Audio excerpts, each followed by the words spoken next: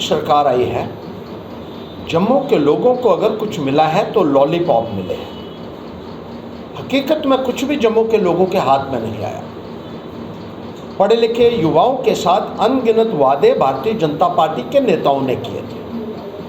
2014 से लेकर आज तक 7 साल से भारतीय जनता पार्टी की हुकूमत चल रही है, लेकिन जम्मू प्रांत के साथ जहां भेदभाव हुआ है, वहीं पढ़े लिखे बेरोजगार युवाओं के साथ जिस तरीके से डिस्क्रिमिनेशन हुआ है भारतीय जनता पार्टी के दौर में, वो अपने आप में एक सबसे बड़ी मिसाल है भेदभाव की।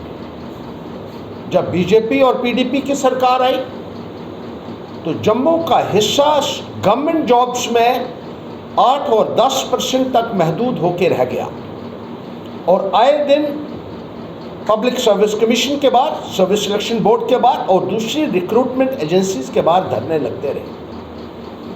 और 370 हटने के बाद जब से स्टेट का रीऑर्गेनाइजेशन हुआ है, वो हिस्सा और ज़्यादा कम हो गया है, और तमाम जो नौजवान हैं आज मायूस हैं, गुस्से में हैं।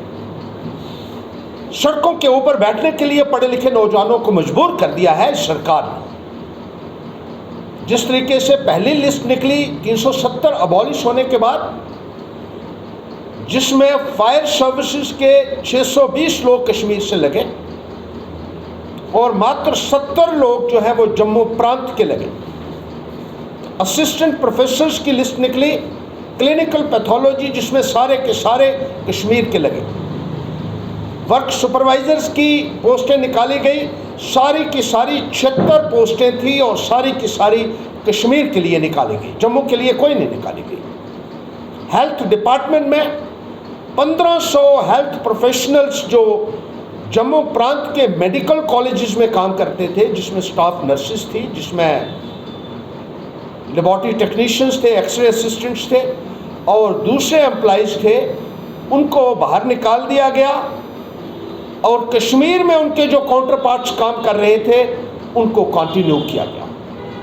बीएसएफ और सीआईएसएफ के एस्पिरेंट्स जम्मू के रहने वाले हैं, इसलिए उनकी कोई भी सुनवाई नहीं हो रही है। बार बार उनके साथ वादे करने के बावजूद भी उनको सड़कों के ऊपर बैठने के लिए मजबूर कर दिया है इस सरकार ने। इसी तरीके से जम्मू प्रांत में अलग अलग चौकों के ऊपर आज पढ़े लिखे नौजवान अपना डेरा डाले हुए बैठे हैं।